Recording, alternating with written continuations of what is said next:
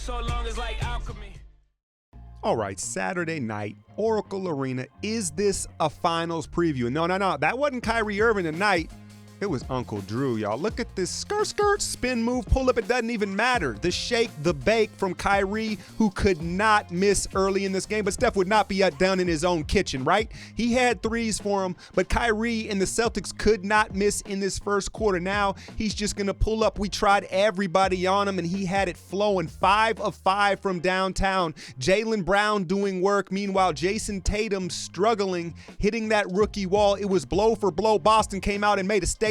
Iguodala, the double team out in transition. He's like, Klay, what you have for breakfast? Chocolate milk. The slam from Klay on the lob. Now more out in transition. No one else in the league does it better. The extra pass, this time it's old man Debo West finishing at the rim. But I'm telling you, Kyrie had an answer for every play in this first half. KD, you can't gap me. He pulls up and hits another one. Always playing at his own speed, leading the way of his new young team. But Steph, step back. Rozier ain't seen that at Louisville, has he? So now you got to close him off the three-point line, right? The problem is it's the scoop and the foul. No whistles for Golden State. But Boston doesn't have too much rim protection. When Horford gets pulled out on the perimeter, now he's dancing on Rozier again, who was abused all night. I admired his effort, never hung his head. More Steph, the curl, that's too open. But this might have been my favorite battle mano-a-mano all year long. And like I said, Kyrie at his own pace in the triple threat. You have to respect every move he makes. Now Iguodala switched on him. Can he stop him? No, he hits the E-break on Ig. Watch the knees, finishes with the left hand. Boston is in this thing to the last minute, but this is why he's revolutionized the game. 3 will always be more than 2. Pulls up from deep. Now everybody's chasing him off the line. Opens up the lane. Warriors defend home court. All right, man, that was everything that we could have asked for, right? This was the first game of the year. It went by so fast. I don't know about y'all. Maybe, time is relative, I guess, to each person during a game where it just went by quick because it was so intense and the matchup gave us everything that we wanted. Now, it was a week ago today where I called out Steph for his miserable game in Houston on ABC on Saturday night, right? And those of you that were kind of agreeing with me brought up the point that Steph has really eaten against the lesser opponents this year. Dallas, Orlando, he's had these big games against guys that it really doesn't mean as much.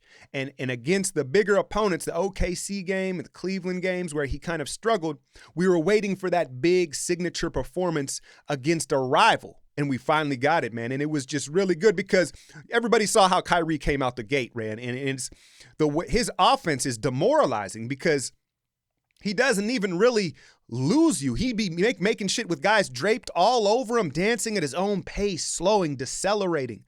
And he started off like 8-8, right? And Steph wasn't having it in his house. The chef wasn't having it. He's like, this is my kitchen. I'm finna cook. 49 points.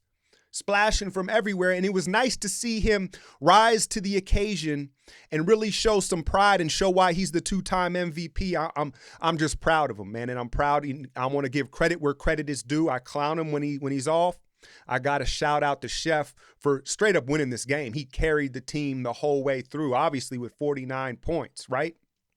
Kyrie, it was amazing to start the game, and again, what really kind of takes me back is the way he can finish at the rim, where sometimes the shot blockers, they don't even jump.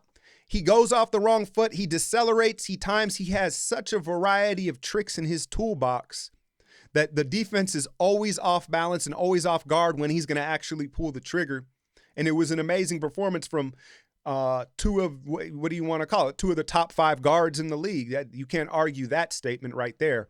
Now, Klay Thompson, he must have been up all night with Rocco. Because dude didn't show up, and hey, it is what it is. Now, let's give Boston some credit. They've got a lot of perimeter defenders. They're very fundamentally sound. It wasn't no ball watching like Minnesota the other night. Everybody knows their role, their assignment. Their communication is crisp on switches. So Klay didn't show up. KD struggled. What did he have? 20 points or something like that, but he missed 2 clutch free throws down the stretch in the fourth quarter. I think 2 things were going on with Durant in this game.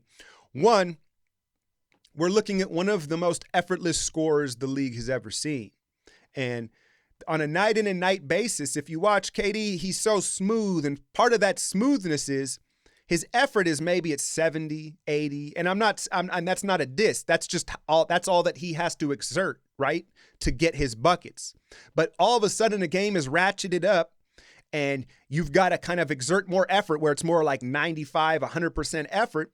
KD's just not used to doing that on a night in and night basis at this point in the season. So I thought he was in a little bit of shock of the intensity of the matchup. And then let's give Danny Ainge and the Celtics team some credit, man, because not only are they designed to face LeBron James and the Cleveland Cavaliers, they're designed to face the Golden State Warriors and ultimately win a championship.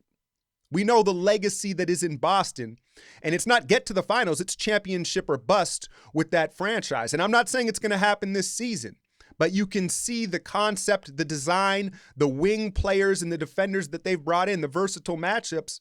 It's a problematic matchup for the Warriors. We've already seen the trilogy. We know the problems that Golden State presents for Cleveland, and really they don't have an answer to it ultimately. So Boston's a different story. Now, like I said, are these young guys ready right now? I don't know, but they seem to embrace the big stage. Jason Tatum was very quiet, but we kind of expected that going into this game. He's hit a rookie wall. And he's going to catch a second win with today's sports science, their coaching staff, their friend, you know what I'm saying? They're going to make sure he is ready for the playoffs. And these dudes, like I said, it's going to be a learning experience. Will they mess up? Will they have some off nights? I'm sure in the playoffs, but they're not going to back away from it. I like the character, the basketball character of this Boston Celtics team. The second unit for the Warriors, David West, Livingston. Did y'all see Nick Young try to go reverse with that dunk? That was 20 pounds ago, Swaggy. Not today, but I loved the confidence that he had, the moxie he had to try to slam that down. That would have brought the roof off, right? That would have just been like, my God. But the second unit really struggled offensively. David West, his mid-range jumper wasn't there. Again, the length, the athleticism, the versatility of the Celtics defense had something to do with it. But what I want to give credit to the second unit was defensively. What we saw tonight was Steph carried us home offensively, but you can't have any complaints about the defensive end from anybody. Even with KD's struggles, the rotations, that hard trap at half court with under a minute left in the game, and the physicality. Bane was in there. He's a big boy, right? And Al Horford can be physical. He had his moments. But David West, Zaza, KD, Draymond, they were the more physical front court in this game, and I think that had a huge effect down the stretch when it was tight. All the credit, though, to Boston. Golden State flashed the championship DNA, and this is what the NBA is about. I want to see more of these games moving into the playoffs. Not too many of them. I don't want to sap all the juice out the champ's legs, but it was a nice test game and everything we could have asked for. Hit that like, share, and subscribe. I'm out, y'all.